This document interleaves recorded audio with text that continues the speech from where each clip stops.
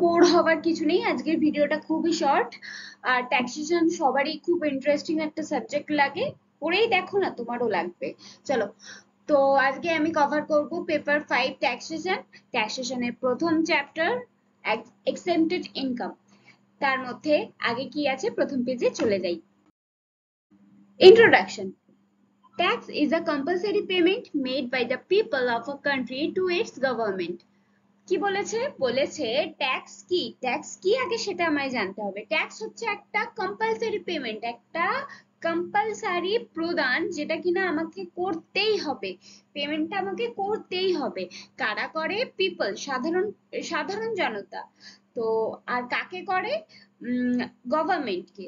তো এটা একটা এমন একটা প্রদান যেটা সাধারণ জনতা গভর্নমেন্টকে করে থাকে, এটা কম্পালসারি একটা পেমেন্ট। ওকে, কি বলেছে? Either by way of profits from businesses or remuneration for services or sale or transfer of goods and services. Okay, ignore my mistake, এখানে ফাইভটা পড়ে গেছে। যাই হোক, এখানে কি বলেছে? ট্যাক্সটা কোথা থেকে পেমেন্ট করতে হয়? এক তো বিজনেসে প্রফিট করলে, তুমি যেই বিজনেস করছো সেই বিজনেসে যা প্রফিট হবে তার মধ্যে থেকে তোমায় ট্যাক্স পেমেন্ট করতে হবে। দুই হচ্ছে রেমুনারেশন থেকে, মানে রেমুনারেশন ফ্রম সার্ভিস, তুমি যেই সার্ভিসটা নেবে সেই সার্ভিসটার জন্য তোমাকে ট্যাক্স প্রদান করতে হবে। তুমি কোনো ডক্টরের বিল পেমেন্ট করলেও, আই মিন কোনো হসপিটালে বা নার্সিং হোমে কোনো সেবা নিয়ে তার বিল পেমেন্ট করলেও সেখানেও তোমায় ট্যাক্স দিতে হবে।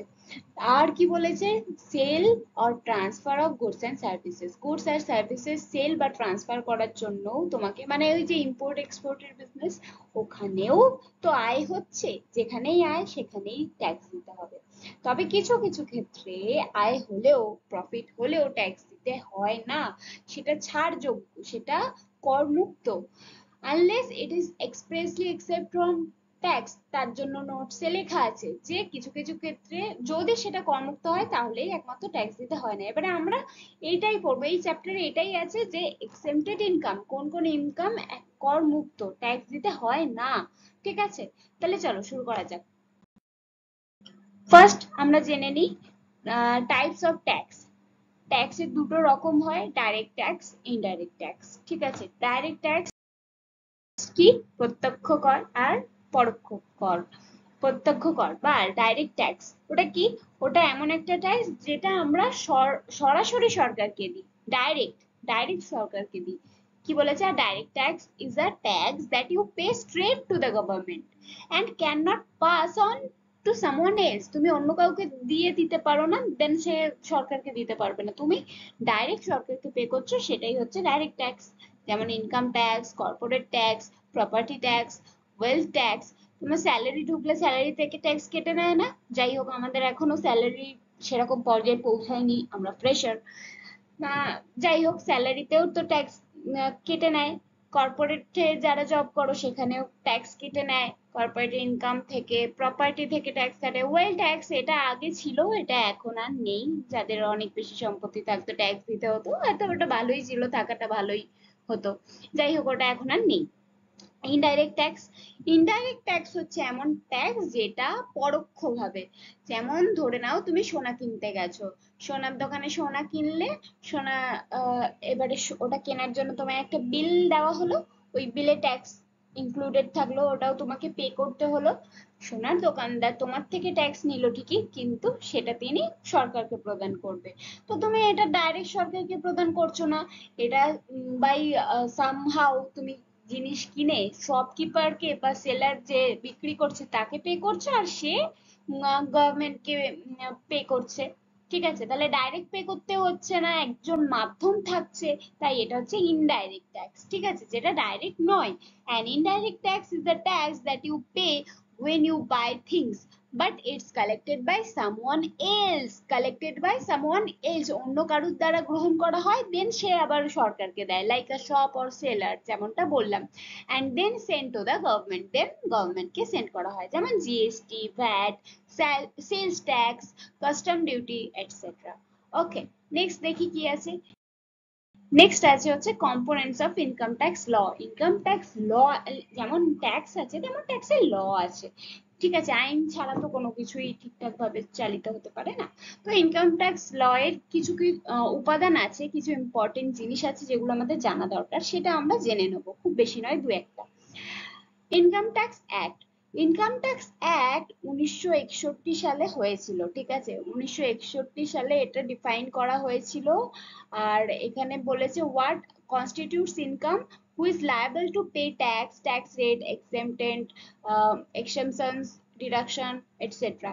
আচ্ছা, কি বলেছে 1961 সালে এই ইনকাম ট্যাক্সটা ডিফাইন করা হয়েছিল, যেখানে এটা বলা ছিল যে কে ট্যাক্স দেবে, কে ট্যাক্স দিতে বাধ্য, কে ট্যাক্স দিতে বাধ্য নয়, করমুক্ত, কতটা কি ট্যাক্স দিতে হবে, কতটা কিসের ডিডাকশন পাবে, সমস্ত কিছু যেখানে বলা হয়েছিল। এটা সেকশন কত ছিল, 298 সেকশনে ছিল, ঠিক আছে, 298 section. Income tax rules, income tax rules issued by the central board of direct tax. এই যে এই সংস্থাটা central board of direct tax, ইনি এই সংস্থাটাই ইস্যু করে ইনকাম ট্যাক্স রুলসটা। Covers procedural aspects such as filing returns, TDS, assessment methods, etc. কি বলেছে, এই যে মোদ্দা কথা হচ্ছে central board of direct tax এই সংস্থাটা ইনকাম ট্যাক্স রুলস ইস্যু করে, ঠিক আছে। আর এখানে কি বলেছে, finance act, every year the finance minister of GOI presents the budget to the parliament. Such proposals become finance act once get this approved by the parliament. ভালো করে শোনো, প্রত্যেক বছর ফাইন্যান্স মিনিস্টার অর্থাৎ আমাদের যে অর্থমন্ত্রী, তিনি একটা বাজেট প্রেজেন্ট করেন, যেটা কিনা সংসদ দ্বারা যে সমস্ত প্রস্তাব রাখা হয় সেই প্রস্তাবগুলোকে বিচার বিবেচনা করে একটা বাজেট প্রস্তুত করা হয়। আর সেই বাজেটটা যখন অ্যাপ্রুভ হয়ে যায় পার্লামেন্ট থেকে, সেটাই তখন করা হয়, ওটার দ্বারাই আমরা তখন ফলো করি, ওটাই আমরা তখন ফলো করি, সেই বাজেটটাই আমরা তখন ফলো করি। নেক্সট বলেছে circulars and notifications issued by the CBDT. Just এটুকুই মনে রাখতে হবে যে সার্কুলারস আর নোটিফিকেশনটা কে ইস্যু করে, না সিবিডিটি ইস্যু করে, ঠিক আছে, central board of direct tax issue করে। নেক্সট পেজে চলে যাই। Exempted income. Introduction. Exempted income refers to the portion of income that is not taxable under the law and is excluded from a person's total taxable income. It includes earnings like agricultural income, certain allowances, and tax-free bonds, which are specified in tax regulations. কি বলেছে, কিছু কিছু income হয় যেটা কিনা একদমই করমুক্ত, সেই income গুলোই কিভাবে লেস হয়, একটা ব্যক্তির টোটাল ইনকাম, প্রথমে টোটাল ইনকাম যেগুলো কিনা যেগুলো থেকে যেগুলো ট্যাক্সেবল হবে সেগুলো যোগ করা হয়, তারপর সেখান থেকে মাইনাস করা হয় যেগুলো কর মুক্ত, যেগুলোর জন্য ট্যাক্স দিতে হবে না, যেগুলো ট্যাক্স ফ্রি, সেগুলো লেস করা হয়। এইভাবেই পাওয়া যায় এক্সেপ্টেড ইনকাম, ঠিক আছে। আজ এতটুকুই পড়ালাম, আমি বেশি লং করছি না ভিডিওটা, ভিডিওটা পুরো দেখার জন্য ধন্যবাদ। নেক্সট ভিডিওতে আমি এক্সেমটেড ইনকামের প্রথম একটা সেকশন নিয়ে আসবো, 10AA, তো ওটা আমি ফার্স্ট করাবো। নেক্সট আমি এগ্রিকালচারাল ইনকাম করাবো, 10-14 করাবো, যা যা আছে করাবো। তবে এক এক করে এক একটা পার্টে ছাড়ছি, যেহেতু তোমরা আমি দেখেছি লং ভিডিও দেখতে পছন্দ করো না, কোই বাত নেই, শর্টে শর্টে আমি বুঝিয়ে দেবো।